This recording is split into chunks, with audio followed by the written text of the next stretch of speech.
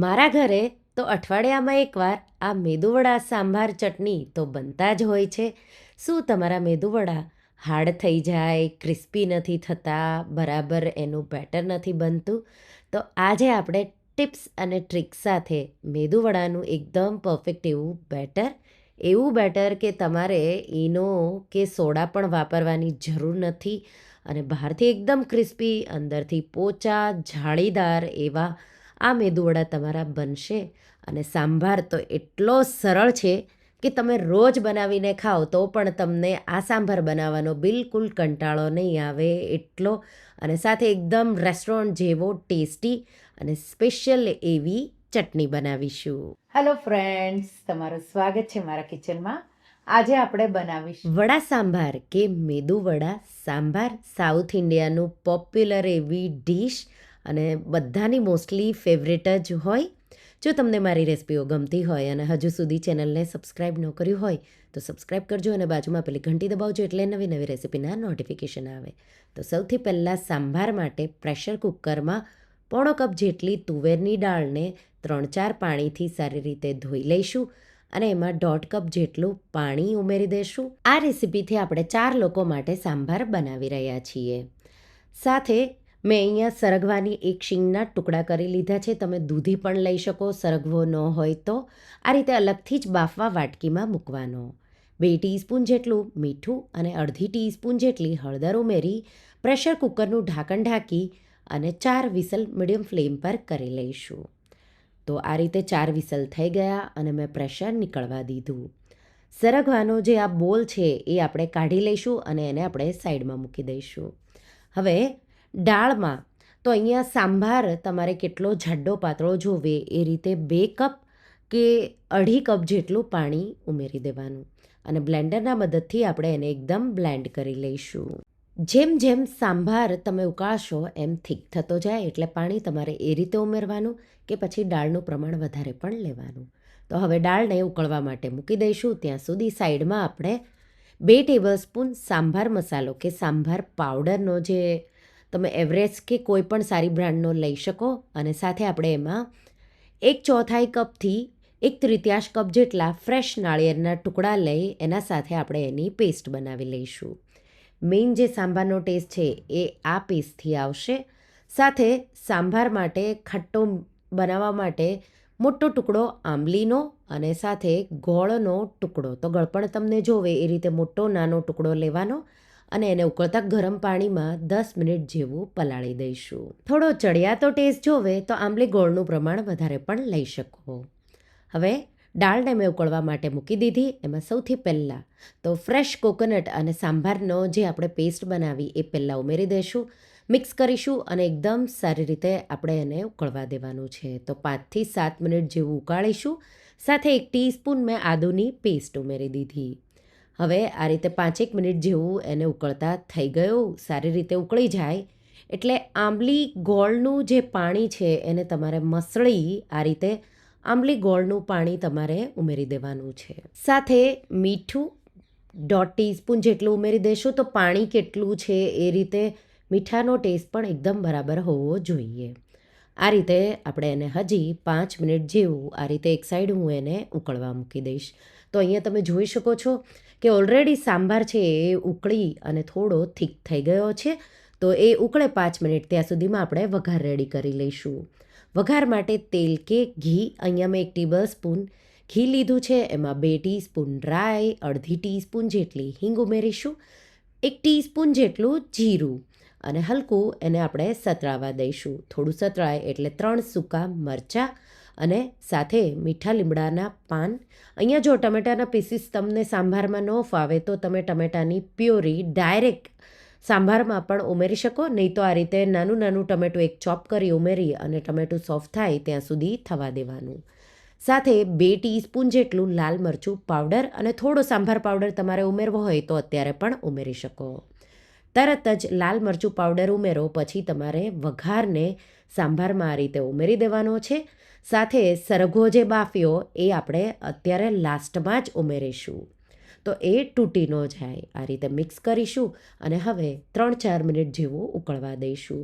એટલે એકદમ સારી રીતે બધો ટેસ્ટ બેલેન્સ થઈ આપણો સાંભાર રેડી થઈ જશે. ગળપણ, મીઠું, ખટાશ અને તીખાશ તમારા ઘરમાં જે રીતે ખવાતું હોય એ રીતે તમે વધુ ઓછું બેલેન્સ કરી ઉમેરી શકો. આ રીતે સાંભાર ઉકળી અને એકદમ પરફેક્ટ એવો રેડી થઈ ગયો. લીલા ધાણા ઉમેરી દઈશું, ગેસની આંચ બંધ કરીશું અને ગરમા ગરમ સર્વ કરવા માટે સાંભાર રેડી છે. સાઈડમાં મેં સાંભાર બનાવ્યો ત્યારે સાથે મેં મેદુવડાનું બેટર પણ રેડી કરી લીધું. અહીંયા મેં 1 કપ અડદની દાળને સારી રીતે ધોઈ અને 4થી 5 કલાક તમારે પલાળવાનું. મેં એને રાત્રે જ પલાળી હતી. આ રીતે સવારે પલાળીને રેડી થઈ ગઈ. એક પાણીથી ધોઈ પાણી નિતારી અને મિક્સર જારમાં પલાળેલી અડદની દાળને આ રીતે ઉમેરી દઈશું. મને આખી અડદની દાળ મળી એટલે મેં એ રીતે જ લીધી છે. સાથે આપણે એમાં 4-5 ટેબલ સ્પૂન જેટલું પાણી ઉમેરવાનું છે. તો પહેલાં આપણે એને અધકચરું આ રીતે વાટી લેવાનું, પછી મિક્સર તમારું થોડું સ્ટક થશે. ધીમે ધીમે કરી અને મેં અહીંયા લગભગ 1/4 કપ જેટલું પાણી વાપર્યું છે. તો થોડું પાણી ઉમેરતા જવાનું, પલ્સ કરતું જવાનું અને ચમચીના મદદથી મિક્સ કરી બેટર તમારે આવું સ્મૂધ એવું વાટી લેવાનું છે. તો આ રીતે તમે જોઈ શકો છો કેવું સ્મૂથ બેટર છે. આવું બેટર તમારું હોવું જોઈએ.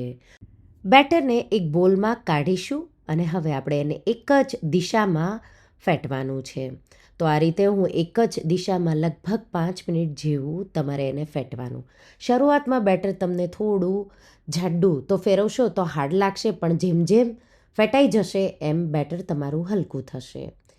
એક ટેબલ સ્પૂન જેટલું પાણી લેતું જવાનું છે દરેક મિનિટે. તો 5 ટેબલ સ્પૂન જેટલું તમારે થોડું કરી પાણી આ રીતે ઉમેરતા જવાનું છે અને બેટરને 1 મિનિટ જેવું ફેટી લેવાનું. તો ટોટલ મેં 5 મિનિટ જેવું ફેટ્યું અને 5 ટેબલ સ્પૂન જેટલું પાણી વાપર્યું. જ્યારે મેં બેટરને વાટ્યું ત્યારે મેં 1/4 કપ જેટલું પાણી વાપર્યું. આવું હલકું અને પરફેક્ટ એવું બેટર થઈ જાય ત્યાં સુધી મેં એને ફેટ્યું.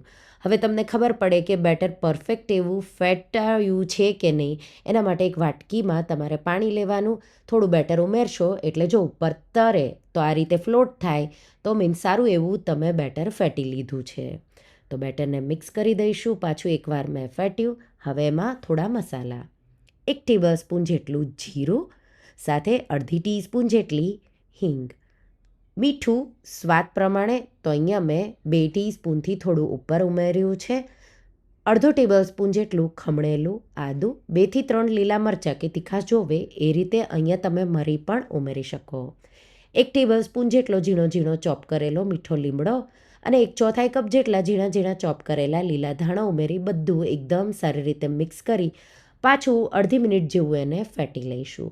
પરફેક્ટ મેદુવડાનું બેટર રેડી થઈ ગયું. હવે એકદમ સરળ એવી મેદુવડાને શેપ આપવાની ટીપ છે.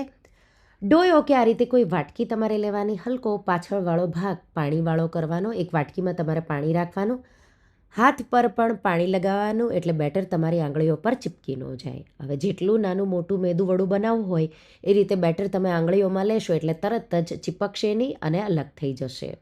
વચ્ચે તમારે આ રીતે હોલ કરી દેવાનું અને તરત જ તેલમાં તમારે એને ડ્રોપ કરવાનું. તો હજુ એકવાર બતાવી દઈશ. તો ડોયાને પાછો પાણીવાળો કરવાનો. જેટલું બેટર જોવે એટલું તમારે હાથને પણ થોડો ભીનો કરી ઉમેરી દેવાનું અને પછી આંગળીને પણ પાણીવાળી કરી આ રીતે હોલ કરવાનું. પાણી વાપરશો તો ચીપકશે પણ નહીં અને સાથે આ રીતે ઇઝીલી તમે એને ડ્રોપ કરી શકશો. તો આ રીતે તમારે તેલમાં પણ ડ્રોપ કરવાનું છે. તો અહીંયા તેલ ગરમ કરવા મેં મૂકી દીધું છે અને આપણે એક મેદુવડું આ રીતે ડ્રોપ કરીશું. જો તમારા પાસે આવો ડોયો ન હોય તો તમે કોઈ આવી વાટકી પણ લઈ શકો. વાટકીના મદદથી પણ તમે આ રીતે મેદુવડાને ડ્રોપ કરી શકો. તો આ રીતે તેલ કેટલું ગરમ કરવાનું છે, તો તેલ એકવાર ગરમ કરીશું હલકું મીડિયમ એવું અને પછી ગેસની ફ્લેમ લો જ રાખવાની છે. એકદમ તેલ વધારે પણ ગરમ નથી કરવાનું.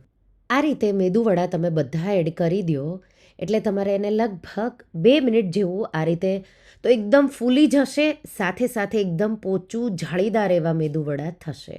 તો આ રીતે તમારે હવે એને ફ્લિપ કરી દેવાના છે અને હવે 2 સાઈડથી ગોલ્ડન થાય એ રીતે ફ્રાય કરવાના.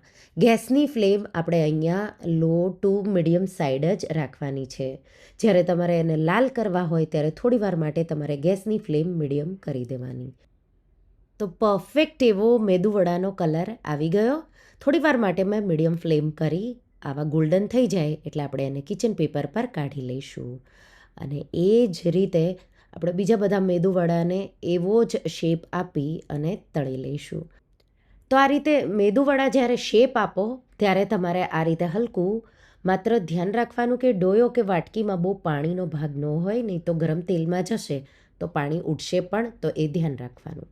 આ રીતે મેં 3 મેદુવડાનો શેપ આ રીતે આપી દીધો અને કોઈ સ્ટીક હોય તો એનાથી એકદમ ઇઝીલી ફેરવાઈ જાય છે અને આપણે એને હવે ગોલ્ડન થાય ત્યાં સુધી બે સાઈડથી હું એને ફ્રાય કરી લઈશ અને એને કિચન પેપર પર કાઢી લઈશ. તો આ રીતે આપણે બધા મેદુવડા ફ્રાય કરીશું.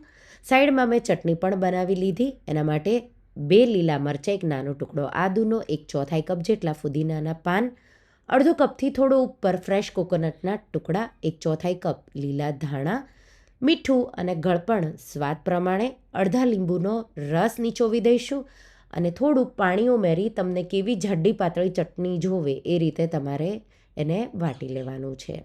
તો આ રીતે કોકોનટની ચટણી પણ તૈયાર થઈ ગઈ અને સાંભાર પણ તૈયાર છે. આપણા બધા મેદુવડા પણ તૈયાર છે.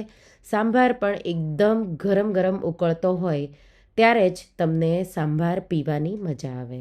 તો સર્વિંગ પ્લેટમાં સાંભાર કાઢીશું, સાથે ચટણી સર્વ કરીશું. ચટણી પર મેં રાઈ સાથે હિંગ અને અડદની દાળ, ચણાની દાળ, સૂકા મરચાંનો આ રીતે મીઠા લીમડા સાથે વઘાર ઉપર ઉમેરી દીધો છે અને ક્રિસ્પી આપણા મેદુવડા સર્વ કરીશું.